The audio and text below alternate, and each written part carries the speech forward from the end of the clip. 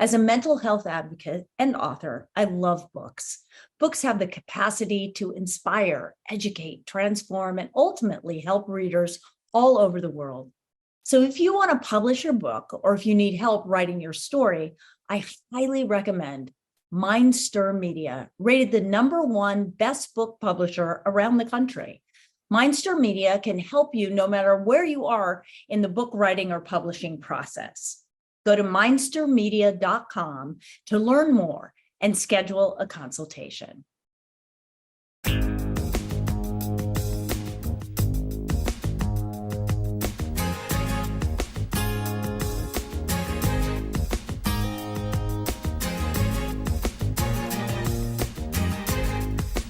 Out Comes the Sun with Mariel Hemingway and Melissa Yamaguchi. Out Comes the Sun compassionately helps you navigate mental wellness practices that you can apply to your daily life. And we tell your story. And now, Mariel Hemingway and Melissa Yamaguchi.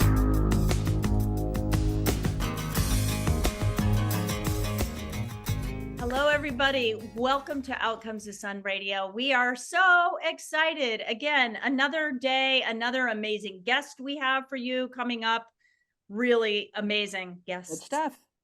Good stuff. And what are we talking about today? What's our sunrise segment? Well, I am very excited to share this with you because I was reading about this in the LA Times. And if you'll forgive me for reading, and I didn't commit it to memory, State of California readies mental illness courts. Good stuff. Good news. So what's happening is, what's been passed is that starting October 1, there are some trial courts throughout the state that will be offering mental health care for people who have either been picked up off the street as homeless or who have committed some crime, who have been declared as having a mental illness, whether it's schizophrenia or whatever it is. So they're going to have their own private court for mental health care. And so this is a new thing that's being tested in 6 different counties across the state of California. Mariel, this is such a huge shift. It is so huge. Can I tell you how huge this is? Because I did a speaking engagement with a gentleman, and I'm forgetting his name. He's an amazing guy. He's a judge in Florida, right? And he went into the system in Florida and said, 70% of these people that are coming into my court are not criminals. They have mental health problems, right? Yes. It's like looking out on the street, because we're in Venice right now, because that's kind of where we have to be for Bobby's business and what have you. And, on the street, there are homeless people. Yes. And it's not just a homeless problem, it's a mental health problem. Yes. It's not like I can go downstairs and have a conversation with them that is logical and that will have a beginning, middle, and end and an outcome, because I said, please, when you go through my trash, can you just put the trash back in my trash can, right? Right, exactly. Pretty simple, but it's not, because you're dealing with somebody who has a mental health problem. So he's having visions, he's whatever it is. And that's, we have so much judgment and fear around this subject, but the truth is, it's like we're not dealing with it in the right way. This is incredible. Are they going to put these incarcerated people or whatever in? No, they're looking for different methods of help. Yeah. They're not necessarily assured, like your judge. The person you referred to, the judge in Florida, said to you, this isn't necessarily a criminal issue. This is a mental health issue. So the determining factors, I think there's a 4-pronged approach to the person who has picked up whoever picked up the person, whoever reported them. It could even be a family member who said, I think that my so-and-so, my roommate, my so-and-so is in trouble. So there's the person who made the report, there's a person who picked him up, there's the therapist who has seen them, and then there is a doctor who would come in and help with the system. And then the attorneys that are in this specific court have to be kept abreast of mental health issues and the rules and regulations around the mental health care. Now, As with anything and everything, there are critics, and there are those who are opposed to, they believe we're moving too fast. And I don't know, how long has America been around? And they think we need another 5 years. I remember when I was decided that I was going to try very seriously to have a baby. I had had trouble maintaining a pregnancy, and now I was really going to like lock down my head and get into it. And people were saying, "Are you sure you're ready?" Well, it's not like I was 14. I was, in my 20s. Yeah. And so I knew I was ready, but there was never this, I mean, when was the perfect time for me to have a child when my heart was ready? So it's the courts, it's been passed by the governor and in Sacramento. And now, of course, there are critics. However, I must tell you, this is such a massive leap forward that the counties that are trying it, I think there's 3 or 4 in Southern California, 3 or 4 in Northern California, they're going to be reporting back. And so the success of it statewide relies heavily upon the success of these pilot courts, if you will. And it's called the CARE program, CARE. It's not, and so I mean, that's good stuff. Oh, it's huge. And like you were just saying, sometimes you just got to start. And Yes. you can plan till you're blue in the face, but it's like entrepreneurship. You just got to keep putting one foot in, but you got to start. And everything's new until it's not new anymore. That's right. Right. And we've gotten so stuck in a system that we don't shift. Right. Everything's new until one day you wake up and you're on your 60th birthday. And then you got a whole different kind of new. Yeah. Oh, yeah. Oh, this is good stuff. You coming up on that? I am coming up on it. I'm lucky. You are lucky, and it is great. I mean, honestly, I mean, you and I talk about this quite often, but I feel like this is the best time of my life. What the heck's happening? Like, what I'm in my 61st year, but like what's going on? I feel like I'm starting things. Oh yeah. And let's be very clear about starting things. Change is very good for your brain. So as you're getting older, doing new things, it's one of the most incredible things you can do for your brain. I woke up this morning feeling brand new. Let's do it. That's what I'm going to call you and sing to you on my birthday. Something wrong with you. Yeah, well, that's incredible. I love this news about the courts. That's good stuff. That's making me super happy because it's time. It's time that we shift things. We got to change. And we have a guest coming up that really talks about how how we have to integrate our lifestyle choices. And it's exciting because we get to talk about the very things that you and I love, which is just lifestyle. Absolutely. Man, we take responsibility for this thing we call our life and our brain and our balance. We can actually be the guide. We can be the guide. You can be your own doctor. And that doesn't mean you don't need help. That doesn't mean that you don't have outside influences and people that are in your life to be a sounding board. It doesn't mean that you don't need nutritional help or whatever it is. But the first kind of tenet of finding emotional balance and health is taking responsibility. I just think it's key. Well, we are multifaceted beings. There can't be one way of doing anything. We need friends, we need air, everything, all the doctors and the extra doctor that came on board, Dr. Friend, everything we're doing is all multifaceted. And so, it makes sense that our courts would take this because it's in every aspect of our lives. Support the system. This is good stuff. This is a good move forward.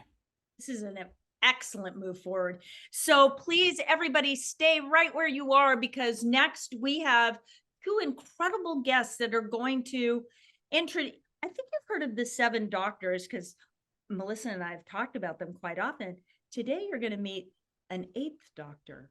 And I want you to know, or I want you to figure out what that 8th doctor is. I'm not going to say what it is, but I'm going to see if you catch it during our interview. So stay tuned. We're coming right back with Out Comes the Sun Radio with my co-host, Melissa Yamaguchi, and myself, Mariel Hemingway.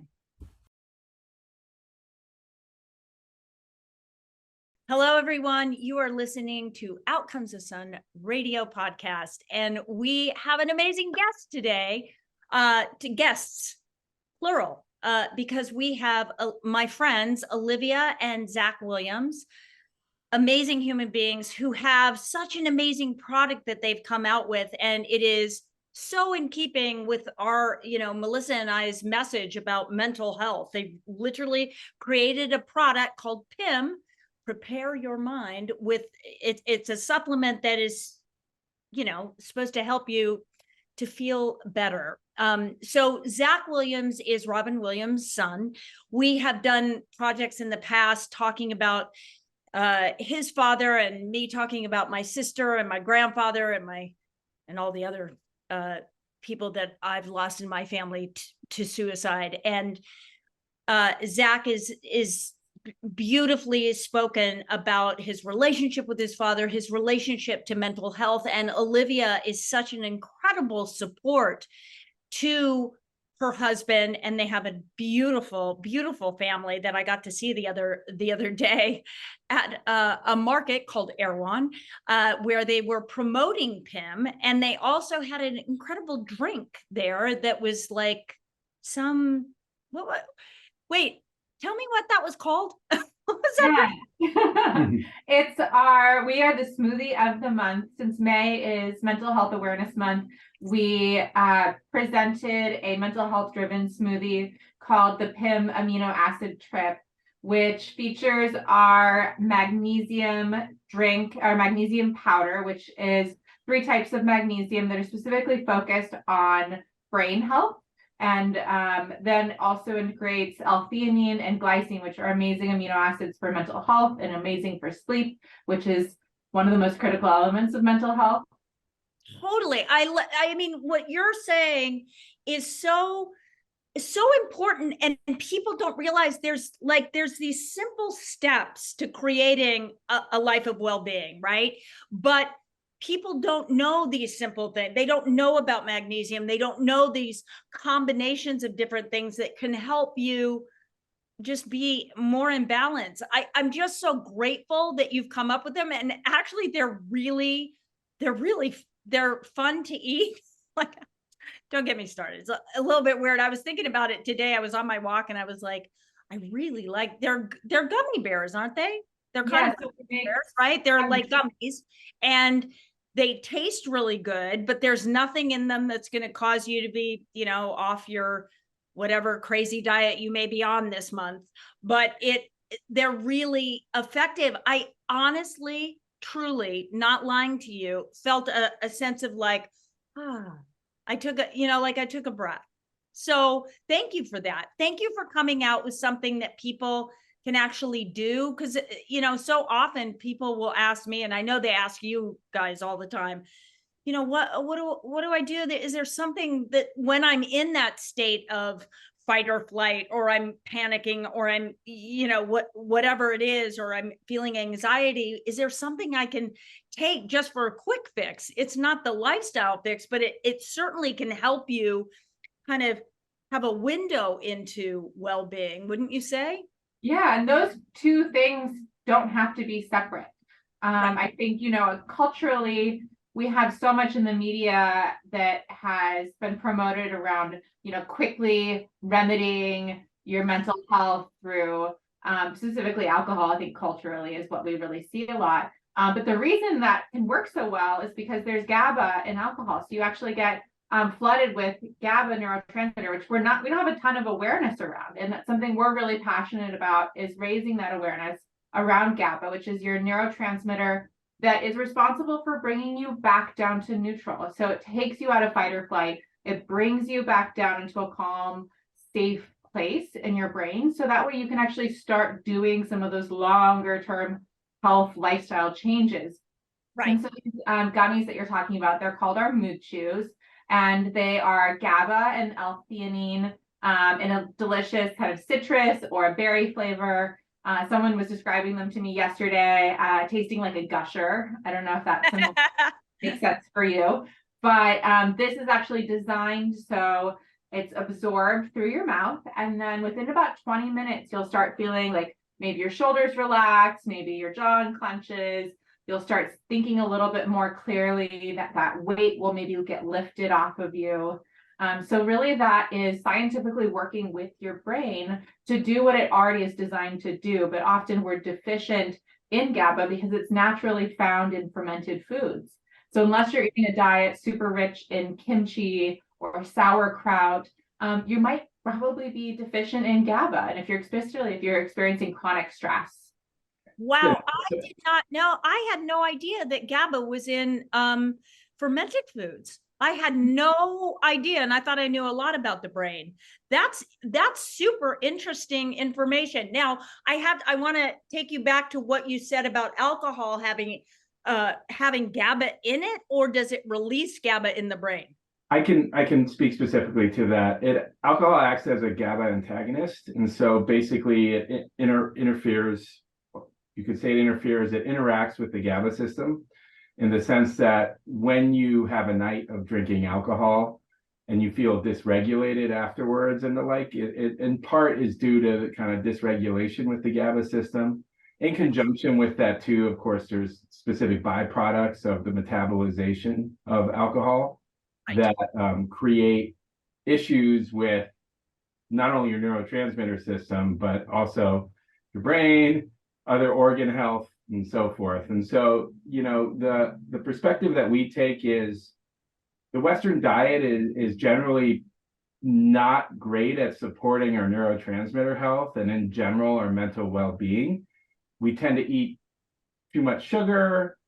There's certain things like processed foods, specific types of oils that can, lead to whether it's through, dysregulating our metabolic health, but also through comorbidities relating to causing things like anxiety and depression.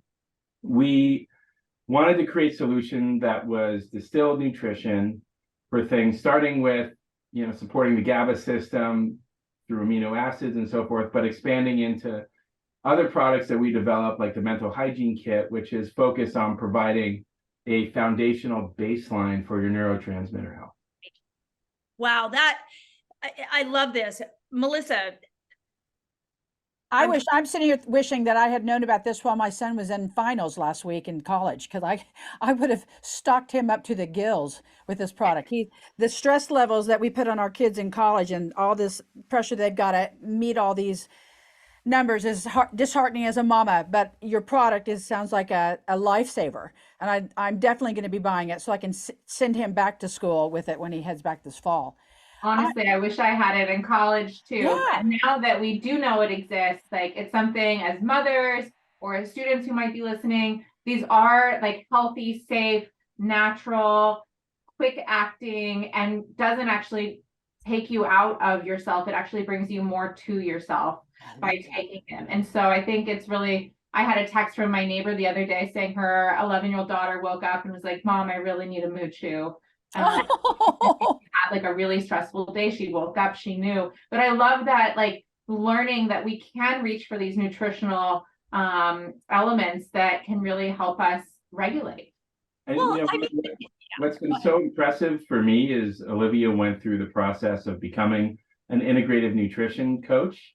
And in conjunction with that, she has a background as a tech entrepreneur, and she went all in with nutrition, supporting herself. And I mean, she'll share her mental health healing journey, and, took that experience in terms of understanding nutrition and shared it with me. And it created a transformative effect. Oh, it's so amazing, because your story is, Olivia, you really introduced Zak to this whole amino acid profile and how that can, actually help you in this mental health kind of journey that, I think as human beings, we're all on it, right? But to be able to share that with your kids, and I love that you said there was an 11-year-old, because I was going to ask you, like, how young can you be, as young as, like, how young can you take these? Yeah, I think ultimately that's at the discretion of the parent and the doctor of the child. So I think that's always great to seek medical advice. Not every doctor is going to be super aware of what these ingredients are, because most doctors don't have a ton of nutritional education. But we've heard of stories as young as 4. And so really it could be any age. These are distilled nutrients. And so it's really things that are found naturally in foods that we eat, but then condensed. And I think, just being conscientious and understanding your child and yourself when you're going through these things, and really understanding, how am I feeling? What are the habits that I'm creating? What's developing for me here?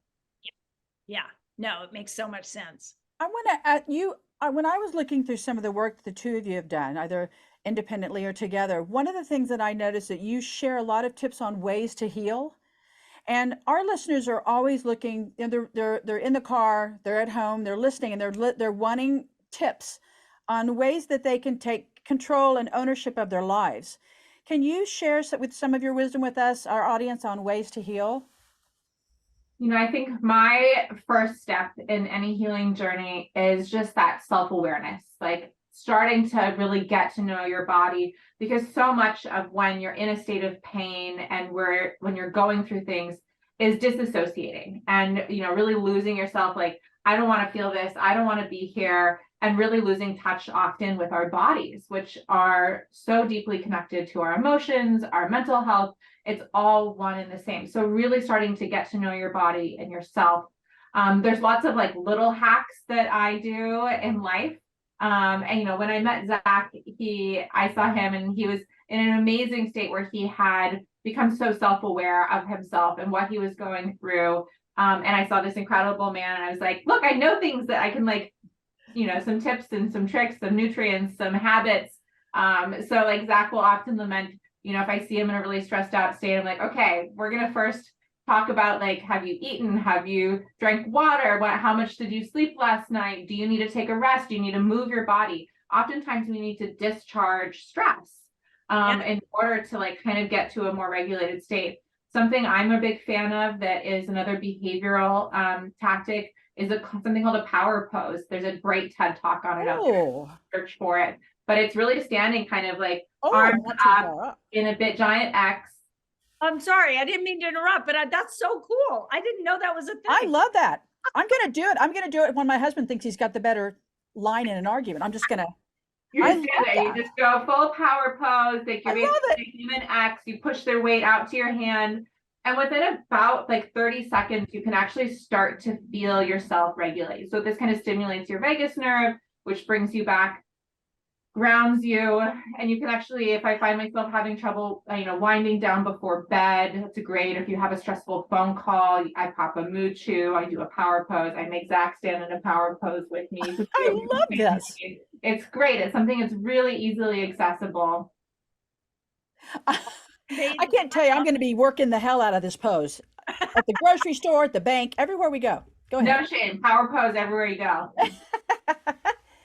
That's so good. You guys are such an inspiration. We absolutely, yeah. What else? Do you have other things? Your few things. Well, I advocate for something called mental hygiene. Historically, it had a certain stigma associated with that term. It being, the language that we use in the mental health space, because mental hygiene was used for framing lifestyle interventions in the institutional environment in the 20th century. We want to take back that term to frame rituals and habits that can be applied on a daily basis to take care of ourselves, whether it's nutritional in nature or behavioral in nature, things like fitness, mindfulness, meditation, combined with group work, whether it's therapy or community support, specialist interventions like breath work. We have a firm conviction that any individual has a mosaic that works best for them. And if you're looking, say, in my case, nutrition is obviously very key. Fitness for me involves trying to get outside and getting some air, establishing, getting my body moving. I don't have an intense fitness routine. It's probably something that I could apply in a more meaningful way. That said, the time that one would take for fitness, I generally invest in terms of meditation. And transcendental meditation is something I do for 40 minutes or more a day. And it's had a transformational effect on my well-being, specifically in terms of managing my cortisol environment. I tend to run pretty high stress.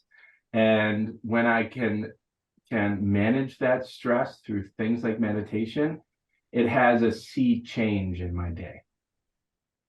That's amazing. That is so, well, you know, I don't know if you know this, you probably do, but Bobby and I and Melissa, we talk about the 7 doctors, and the 7 doctors are Dr. Sun, Dr. Air, Dr. Water, Dr. Nutrition, Dr. Exercise, Dr. Rest, and Dr. Earth. They're available 24 hours a day, 7 days a week, and they're free. But that sort of, those rituals around, that's, to me, that's a combination of mental health. Like, you know, it's like what you do in your life. So, and movement is so incredibly important. I mean, you know, I always say to people, it's like, look, if you know, I'm sure you get this too. A lot of people go, oh, I can't meditate, you know, like, oh, it's too weird. I'm like, well, then start with like 5 minutes. Like, you can sit there for 5 minutes, you know, and by the way, don't call it meditation. Yeah, right. You just kind of sit there for 5 minutes and you're like, okay, I'm going to soon do a body scan. And I'm going to start with my toes and like check in with my toes and like work my way slowly at my body from my toes to my ankles, my knees, my legs, my hips. And like, that's a meditation. It doesn't have to be something really woo-woo. You can also sit there and breathe. And every meditation acknowledges that like, you're not just magically in focus for 20, 50, you know, however long you're doing it. You're a human being. Our minds are going to go places. The whole trick of meditation is you just come back to doing what you were doing, to that one job, which was focusing on your breath, a mantra, your body. And it's really that mindfulness, that practice. And maybe don't call it meditation if that's hard for you.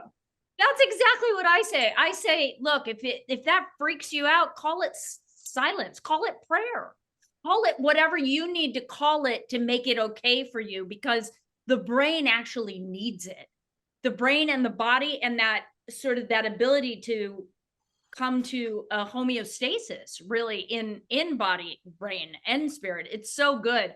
I love that you focus on those things. Well, Mariel, you bring up a really good point. In this day and age, especially during the pandemic and post-pandemic, what's going on is our body has a system that manages stress. It's called the allostatic system. Yes. And it's getting overwhelmed constantly. Yes. And so one of the ways in which I frame it, we're experiencing as a culture, basically a collective trauma around everything that's happening. And so we're being overwhelmed, we're being dysregulated, and we have to take unusual and exceptional means to manage our mental well-being. And so, you know, I'm grateful in terms of learning some of the things that I could take into my own hands to manage those rituals and so forth prior from Olivia. And, you know, together we're seeking to evolve what it means to not only talk about it, but also take an evidence-backed approach to what we're doing.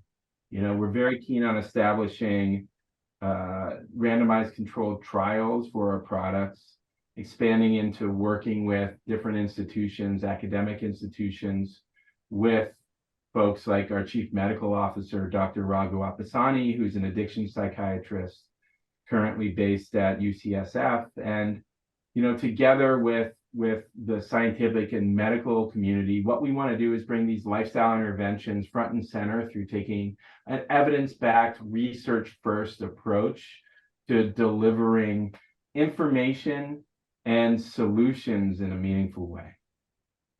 Amazing. Thank you for that. That's amazing, because you put science behind it, and then everybody feels comfortable and safe to go in that direction. And, you know, we need that. And you're right. The pandemic created a community trauma, and we're all experiencing it, and we're still experiencing it. And there is overwhelm, and there is all of these things that you described that everybody needs to address. You know, nobody's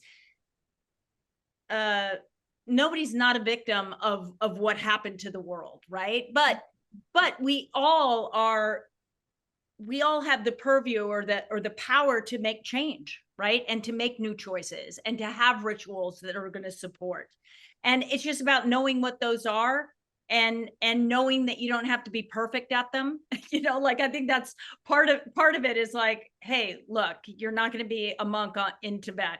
It's probably never going to happen, but you know what, if you can sit for 5-10 minutes and you can go out and take a walk on the beach or go in, like I like you, Zach, I get my relationship to the outdoors is really, it's paramount to my well-being. It's just like, that's how I can sort of regulate and determine whether my well-being is actually in well, just to be clear, I'm sort of like a house cat, in the sense that I do have small journeys, forays into the wild, and then retreat back into the comfort of our home. But yeah. But it would be something that she would say, and I would acknowledge I think that may be attached to the nature of the way that I am. Yeah, no, but there's science around why that's so therapeutic. Yeah. Oh yeah. So Well, much- I want to a lot. What I've noticed in a lot of the work that you've done also is that you approach the younger generation and some of the strides that they've made in not in defiance really, but in the face of everything else that's around them. During the pandemic, there were some in the LA Unified School District. There were kids that were coming back saying, "We need some mental health. We need some awareness. We were locked at home. My mom lost her job. I can't be on the computer all day." It was a really chaotic time, and so the students staged a walkout, and they were saying, "We need help. We need a mental health counselor." And so the teachers were all in a little bit of shock that the children had taken this initiative and had seemingly erased some of that bias that we've placed on mental health in our society.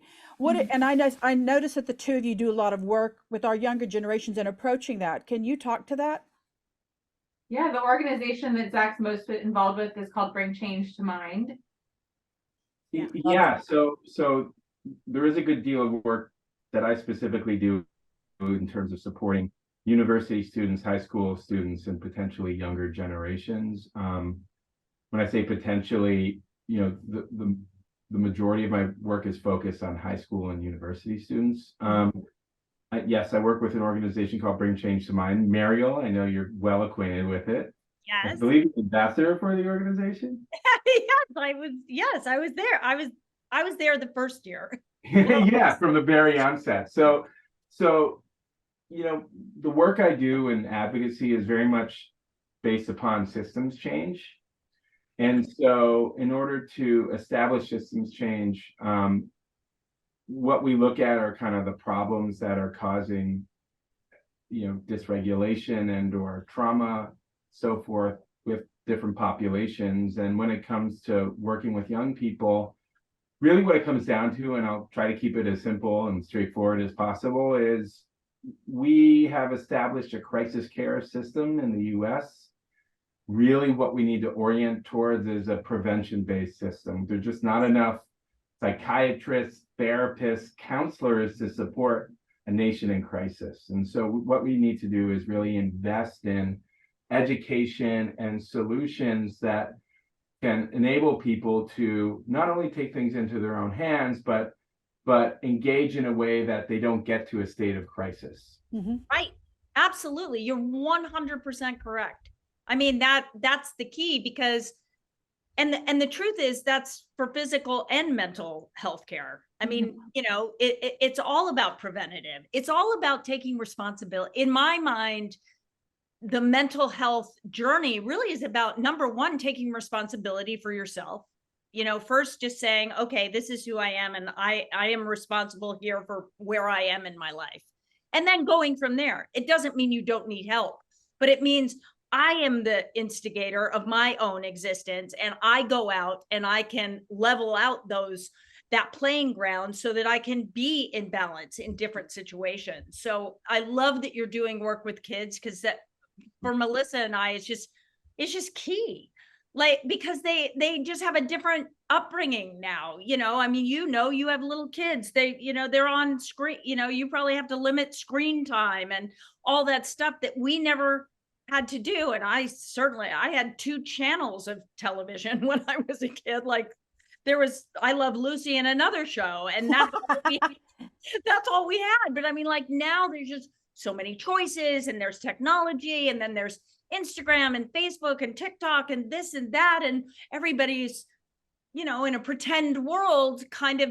And I think there needs to be education around that. Melissa and I have talked about that a lot, where I just feel like kids don't realize that that's not real. Like, it's fun, it's nice, but it's not real. Well, there's something that happens with the brain when engaging with other people or characters on screens, and actually started happening back in the first, the radios and the first eras of mass media. And it's something called the parasocial effect. And that is where the brain actually starts to build social relationships with these mass media presences. And oftentimes those could be real people. There may not be characters. They might actually be people that you have a real relationship with. But it's kind of like, I would actually add to your doctor's doctor friend. And because our social relationships actually have huge impacts on our gene expressions, on our mental health, on our physical ability to recover from illness, whether it's a flu or something as serious as cancer.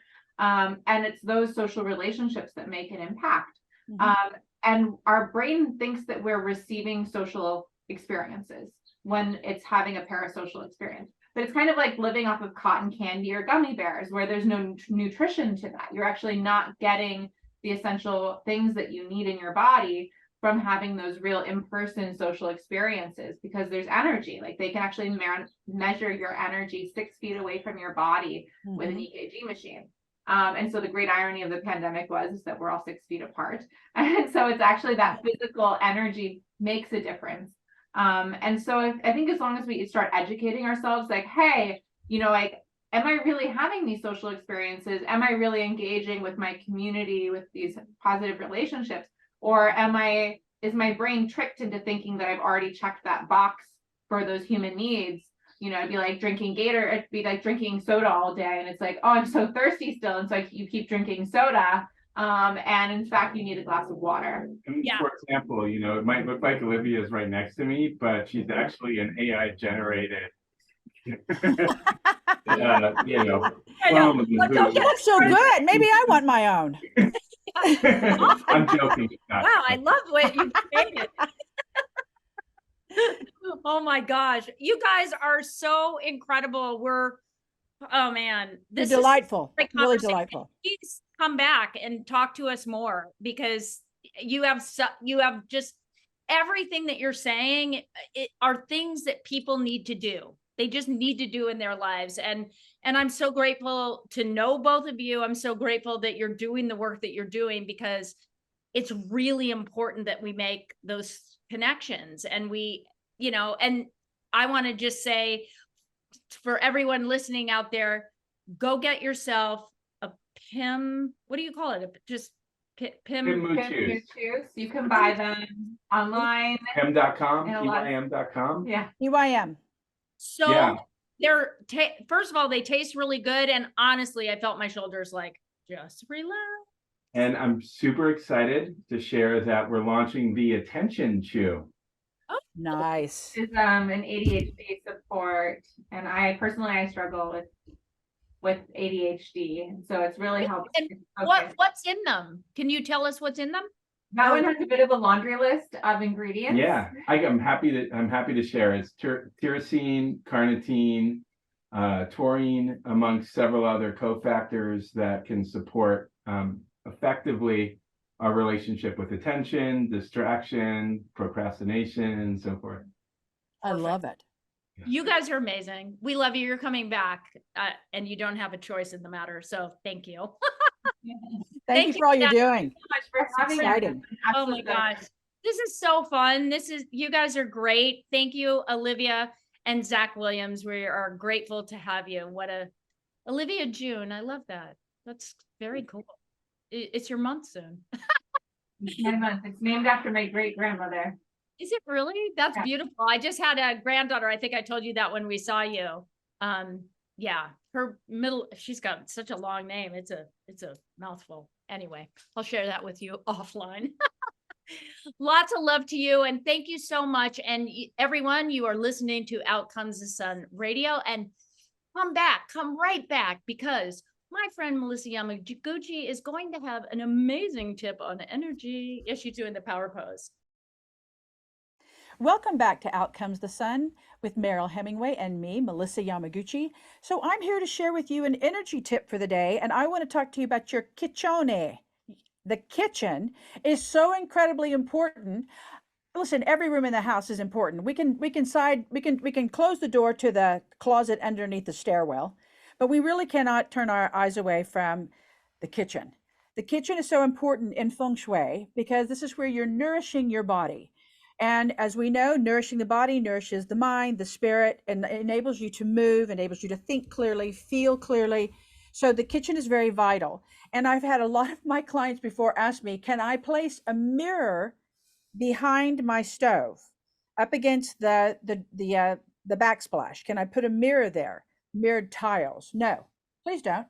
So your stove top with the 2 or 4 burners, or larger if you have a bigger stove, the gas or the fire that comes up, or if it's electric, that heat is balanced. And if you magnify it by doubling it with the mirrors, then you've increased too much heat, too much fire in your kitchen. No bueno. So what I want you to do is this. I have notes in my kitchen. There's a little tray next to the stove with some of the spices that I use most frequently, and the avocado oil I use when I'm cooking.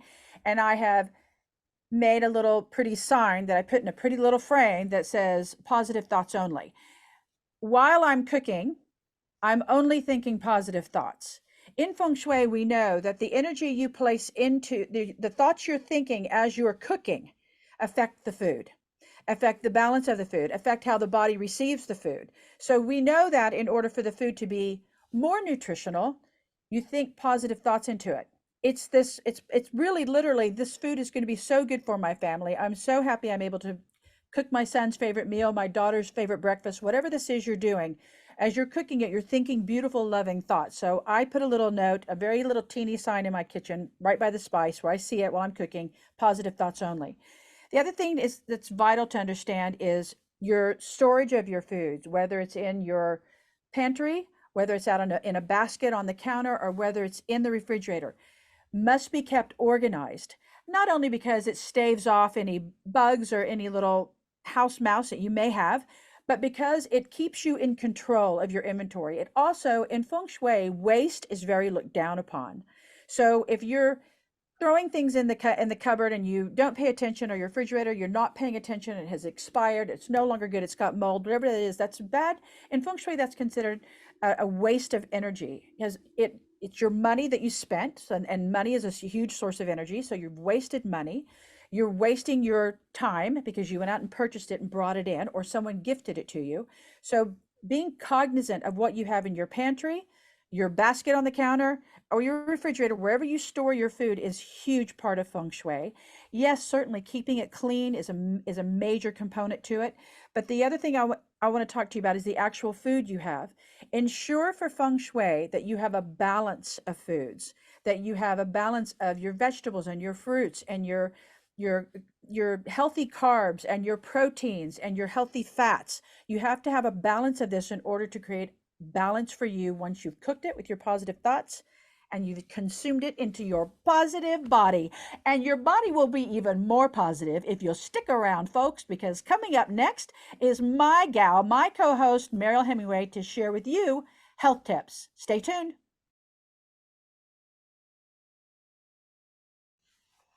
Oh my gosh, that was a good tip.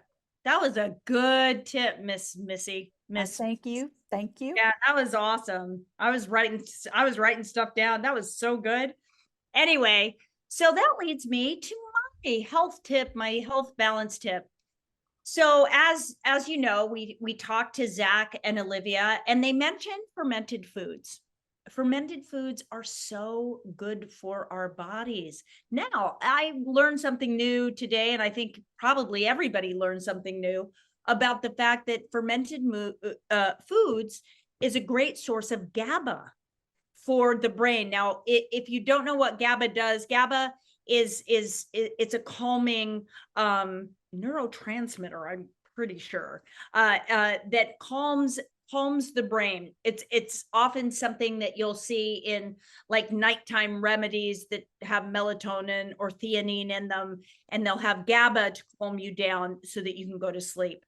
The other benefits of fermented foods are they're antioxidant, they're antimicrobial, they're antifungal, they're anti-inflammatory, they're anti-diabetic, and they're atherosclerotic, which I'm not sure what that is. Sadly, I saw that. I'm not sure what. Anyway, but they're incredibly good for you. And fermented foods are, just so you know what they are, they're sauerkraut, they're any kind of kimchi, they're vegetables that have been, they're in a vinegar solution that they literally ferment. And you think, oh my gosh, that can't be good for you. Pickles can be a fermented food, but only if they've really been properly fermented and there's not a ton of sugar in them. Sweet pickles are a different kind of thing. But what that does in the gut is just powerful stuff. Your digestion, I mean, not to be crass, but your going to the bathroom will be significantly more efficient if you start eating fermented foods. It's incredibly good, and it's incredibly good for your brain. And the reason why it's incredibly good for your brain, I'm sure that everybody out there has heard that kind of they're actually saying the first brain is our gut, is our intestine. That's kind of where we're getting information, is really, it's starting there. It's starting in your digestive system. And so putting fermented foods just helps that system to run more smoothly. So then the information going to the brain becomes much more clear, right? So, that's why when they say, listen to your gut, there's something to be said about that, because when you listen to your gut, it really does start there. And you do kind of get that feeling in your gut. You feel it in your, like in your stomach, you're like, oh, that doesn't feel right. Or you get butterflies. That's a sense that your gut knows. That's kind of your intuition showing itself in a physical way. It's showing up in a physical way. So that's my tip for the day. Eat some fermented foods. Go out there, get some sauerkraut, get some kimchi. There's spicy ones. There's ones that are neutral. I can't do spicy, but my significant other, Bobby, loves it spicy, but all those things are incredibly good. And yogurt. Don't forget. What about kombucha? Kombucha is a fermented food. Also, they've got different kinds of yogurt now. So if cow dairy or any kind of dairy is like you're sensitive to, you can do coconut yogurt. Any fermented kind of, they make yogurts out of all kinds of things. They actually make yogurt out of almonds now. They have an almond yogurt. Silk makes a yogurt. There's all kinds of different yogurts, but those foods really will benefit your digestion, and they're going to benefit your gut, and then they're going to benefit your brain. So my gosh, love it. Anyway, that's our show today. We kind of good show. We just like ran the gamut.